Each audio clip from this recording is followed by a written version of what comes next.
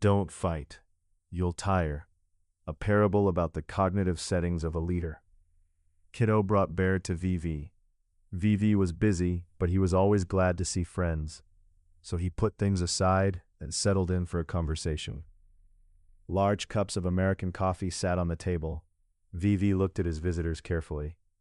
Bear has a problem, said Kiddo. Honestly, he didn't want to come. I dragged him here. He's been telling the same story for years, and he insists that his persistence is the secret to his success. But since he came, I suppose some doubt has crept in, said VV. Bear started awkwardly. Go on, we're all friends here, said VV. Go on, said Kiddo. I pushed for victory. Every single second, Bear growled. And I tried again, and it didn't work. Again, I'm trying to bring order to our settlement, the dens, the whole system, but it keeps not working, and every time it gets harder. I feel like something inside me is damaged, but I can't remember how it happened. And honestly, I don't have time to find out. Life is hard. I have to keep trying. I've read all the books. They all say push through no matter what, but every year it gets heavier. Just heavier and heavier. I hear you, said VV. So you believe you've been doing the right things? Honestly, I stopped believing that a long time ago. I need help, Bear growled. I don't even know anymore why I'm doing what I started doing. I understand, said VV, and I'll be upfront. I'm not going to touch the specifics of your work. I don't know the first thing about dens. Oh, trust me, the dens I've designed are actually quite good. I have no doubt. So then what's the real question? I don't know if what I'm doing is right, said Bear. Neither do I, said VV. But I know one thing for certain. Your approach is wrong. Bear growled as if asking for more. I see a good, talented, capable, strong bear in front of me, but an exhausted one, and because of that exhaustion, one who has lost his ability to see things clearly. We were lied to as children. We were told to be more grown up, more serious, to treat everything with gravity, and then everything would work out, but life keeps showing us something different. The ones who succeed are the ones who can approach serious situations with lightness. How do you approach serious things with lightness? They're serious. But that's exactly where your growth is. As a child, you had no trouble figuring out where the sweetest berries were, how to get to the honey, and then something happened. A wasp stung you. Hard. Yeah, that happened. And you became careful and serious, but somewhere along the way you lost the lightness. VV paused. When I was young, he said, from the age of 6 to 11, I never lost a wrestling match. Not once. And then my coach, I think he meant it as a lesson, put me up against a kid 10 kilograms heavier and 2 years older. That was a challenge. We had 2 rounds. In the first round, I hit the mat face first. I could barely breathe, and both my eyebrows were cut open. All I could hear was my coach screaming, "Stop fighting." I thought he wanted me to give up, so I didn't.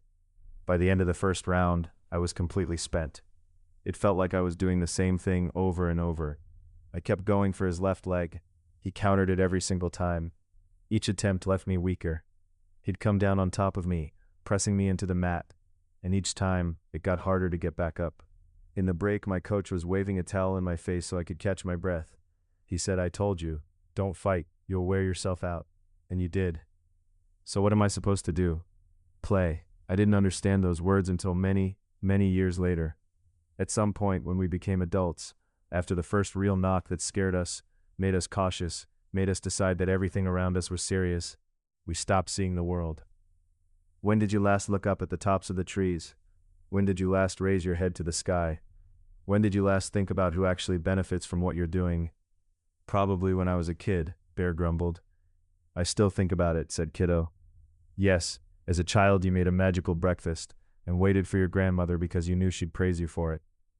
That's true, Bear muttered, and then we became too serious, and seriousness exhausts you.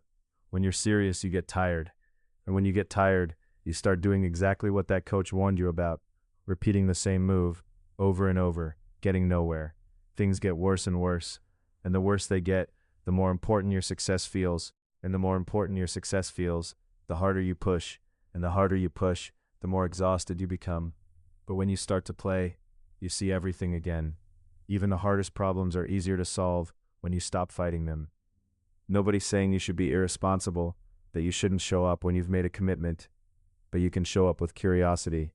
Remember what it felt like to play a game and actually enjoy it while you were playing? That's when winning feels like something real. And then there's something real to be grateful to the universe for. Oh, that's wonderful. Kiddo clapped her hands. I'll think about it, said Bear, and climbed down from his chair. Take care, said Vivi, and returned to his work. A week passed. Kiddo came running in to see Vivi. By the way, Bear called, he wanted me to tell you something.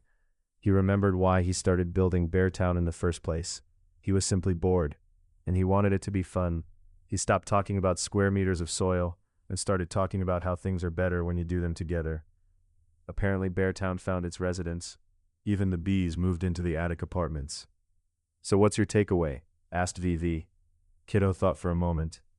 I think people don't get tired from hard tasks. They get tired from fighting them. The more important winning becomes, the harder they strain, the less they see, and the more they repeat the same move over and over.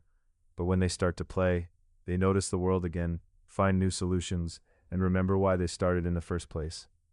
Maybe that's why lighter doesn't mean weaker. Sometimes lighter means wiser. That's beautiful, said Vivi. Today your tea has found its meaning. Pour yourself a cup. A Parable by Vlad Winner, Vladyslav Shchelchkov, 2026.